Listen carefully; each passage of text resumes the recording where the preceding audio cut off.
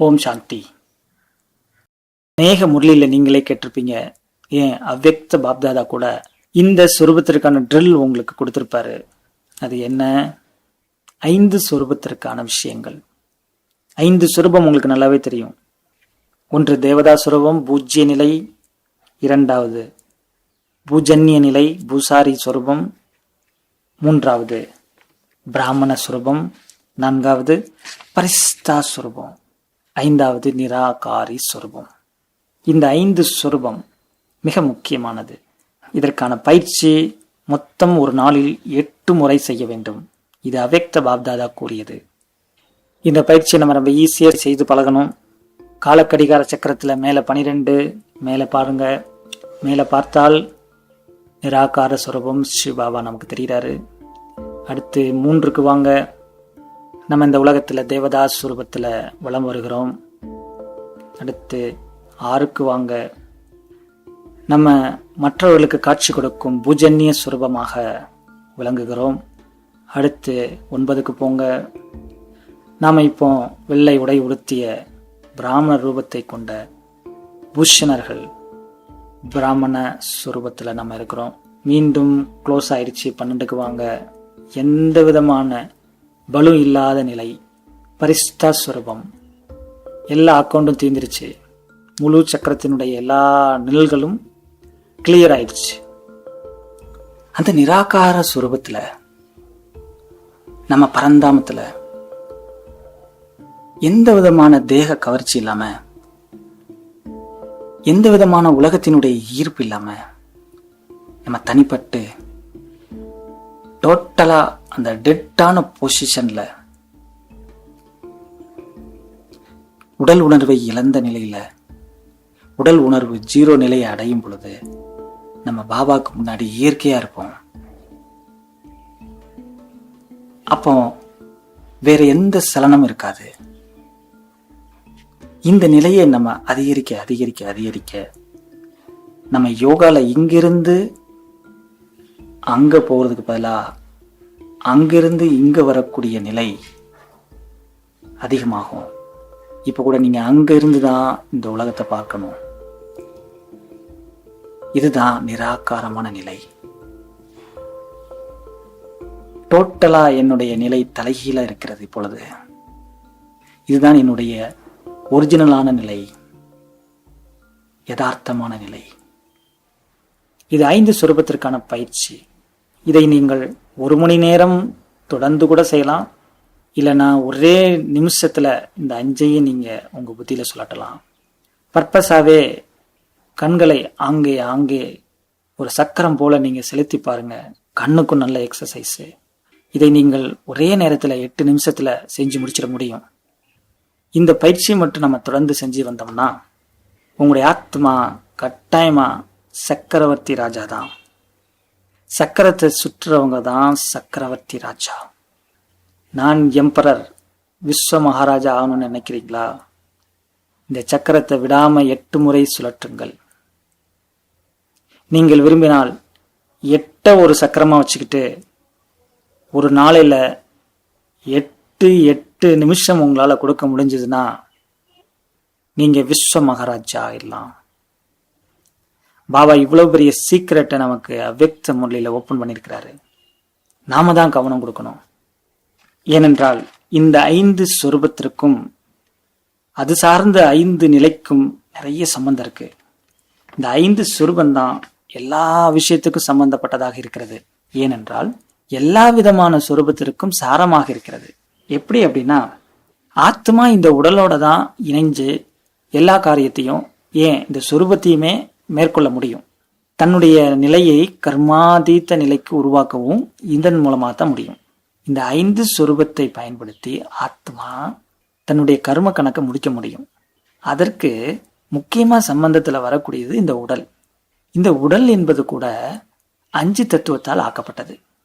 அதே போன்று நம்ம சக்கரத்துல சுத்தி வரும்பொழுது 5 யுகத்தை கடக்கிறோம். 5 யுகங்களுக்கான ஒரு சக்கரம் தான்.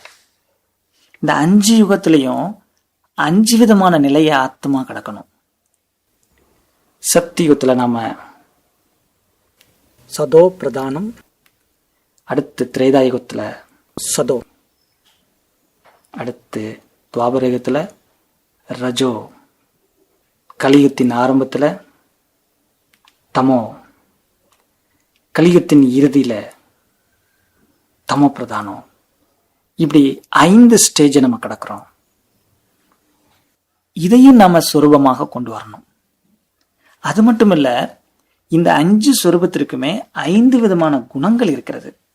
உதாரணமா தேவதா சொரூபத்துல ஆனந்த நிலை, ஆனந்த சொரூபம் இருக்கும்.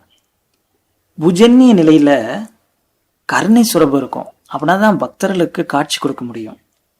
பிராமண சுரூபத்துல ஞான சுரூபம் தானா இருக்கும். அதே போல பரிஷ்டா சுரூபத்துல பாபாவுடன் அந்த அன்பினுடைய ஈர்ப்பு அதிகமா இருக்கும். அதே போல நிராகார சுரூபத்துல நம்ம அமைதியினுடைய சுரூபமாக ஆகி பழகணும். அது அங்கதான் உங்களுக்கு கிடைக்கும். பாபா முரளியில் சொல்றாரு, இந்த உலகத்துல அமைதியெல்லாம் ஆகவே முடியாது. எண்ணங்கள் ஓடிக்கொண்டேதான் இருக்கும். ஏன்னா கர்ம கணக்கு இருக்கு. பரந்தாமத்துல என்கிட்ட வந்தீங்கன்னா நீங்க அமைதியினுடைய அனுபவத்தை செய்ய முடியும். அங்க நீங்க போகும்போது அமைதியினுடைய சொரூபத்தை பயிற்சி பண்ணுங்க. பஞ்ச பாண்டவர்கள் என்று சொல்றாங்க. இந்த பஞ்ச பாண்டவர்களுடைய நிலை கூட இந்த 5 சொரூபத்தின் ஆதாரத்துலதான் அமைஞ்சிருக்கிறது. தர்மர் அனைத்தையும் கடந்தவரா, உணர்ந்தவரா, முழுமையான நிலையில இருக்கிறாரு. தெய்வீக நிலை. இந்த பீம் தவ வலிமை கொண்டவனாகவும், அதாவது பூஜன்ய நிலை. சகாதேவன் அனைவருக்கும் நன்மை செய்யக்கூடியவன், பிராமண நிலை. எப்பொழுதுமே இறைவனுடன் தொடர்பு இருக்கக்கூடிய அர்ஜுனன் வெள்ளை உடையுடுத்திய பரிசுத்தா நிலையில் அந்த சுரூபத்தில் இருக்கிறார்.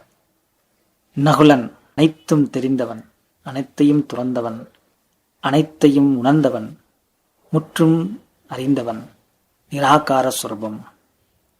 அது மட்டுமல்ல, அதையே போன்று ஒரு அவ்யக்த வாணியில பாபா சொல்றாரு, பிரம்மாவுக்கு 3 முகம் மட்டுமல்ல 5 முகமும் காட்டியிருக்கிறார்கள். அதே போன்று பிரம்மா வழிவந்த பிராமண குழந்தைகள் உங்களுக்கும் 5 முகம் உண்டு. 1 குழந்தை, பாபாவின் செல்லமான குழந்தை. 2வது ஆன்மீக யாத்திரி, ஆன்மீக வழிப்போக்கன். 3வது ஸ்டூடெண்ட். 4வது இறை தொண்டன், குதா கிஸ்மத்கார். 5வது போர் படை வீரன். இது நம்முடைய முகம், 5 முகம். அந்த அவ்யக்தவாணியினுடைய டேட்டை நீங்க குறிச்சிக்கலாம், ரெஃபர் பண்ணிக்கலாம். 1/7/1972. இந்த 5 முகத்திற்கும் 5 சுரூபத்துக்கும் சம்பந்தம் இருக்கிறது. குழந்தையும் தெய்வமும் உண்டு என்று சொல்லுவாங்க. இப்ப நம்ம பாபாவுடைய செல்லமான குழந்தை. எனவே தெய்வீக நிலை. பாபா முரளியில சொல்லியிருக்கிறாரு, யார் என்னை அறிந்து புரிந்து பாபான்னு ஒரு முறை சொன்னாலே போதும், அவர்களுக்கு சொர்க்கத்தில் சீட் உறுதி என்று பாபா சொல்லியிருக்கிறாரு. பூஜ்ஜன்ய நிலை. நாம தான் ஆன்மீக நினைவு யாத்திரை செய்து பழகிறவங்க. ஆன்மீக யாத்திரை பூஜ்ஜன்ய நிலை. பிராமண சுரூபத்துல இறைவனுடைய அந்த சுப்ரீம் டீச்சருடைய நேரடி இறை மாணவனா இருக்கிறது நாம தான். அது இந்த பிராமண ஜென்மத்துல மட்டும்தான் இந்த வாய்ப்பு கிடைக்கும். நீங்க எந்த அளவுக்கு பரிசுத்தா நிலைய சுரூபத்தை அனுபவம் செய்றீங்களோ அந்த அளவுக்கு இந்த உலகத்திற்கே உங்களால சக்தி கொடுக்க முடியும். உங்கள் மூலமாக பாபாவை பிரத்யட்சப்படுத்த முடியும். நீங்கள் தான் இறை தொண்டன், குதா தோஸ்த். நீங்கள் பாபா போன்று ஜோதி வடிவமான நிராகாரமான ஆத்மா. நாம் ஸ்தூலத்தில் யாரிடம் போய் நாம மல்லுக்கு நின்னா கூட இந்த உலகத்துல நமக்கு தோல்விதான். ஆனா நம்மை பாபா போர்ப்படை வீரன் சொல்றாருன்னா அதுக்கு காரணம் இருக்கு. நீங்க எவ்வளவுக்கு ஆத்மீக ரூபத்துல நிலைச்சிருக்கிறீங்களோ அவ்வளவுக்கு அளவு இந்த உலகத்தினுடைய எந்த விதமான தீய சக்தியும் உங்களை தொட்டு கூட பார்க்க முடியாது. ஏன்னா நாம இருக்கிறதே அவங்களுக்கு தெரியாது. இது என்ன மிகப்பெரிய ஒரு சக்தியா இருக்கிறதே, நம்ம இதுவரைக்கும் பார்க்காத ஒரு சக்தியா இருக்கிறதே என்று நம்மளை வியப்பில் பார்த்து கொண்டேதான் இருப்பார்கள். அதற்கான சொரூபந்தான் நிராகார சொரூபம். இப்படி பாபா 5 சொரூபத்துல இந்த பஞ்ச தத்துவத்தாலான உலகத்தை தன் கைக்குள்ள அடக்கிறாரு. எனவேதான் பாபா முரளியில் அடிக்கடி கூறக்கூடிய விஷயம், அடிக்கடி சொல்லக்கூடிய சொரூபம் இந்த 5 சொரூபம். உங்க கையில இருக்கக்கூடிய 5 விரலுக்கு 5 சுரூபத்தை நீங்க நினைவு வச்சுக்கணும். ஃபர்ஸ்ட் தேவதா, அப்புறம் பூஜன்ய நிலை, அப்புறம் பிராமண நிலை, அப்புறம் பரிஸ்தா, அப்புறம் நிராகார நிலை என்பதை அடிக்கடி நம்ம பயிற்சி பண்ணணும். ஓம் சாந்தி.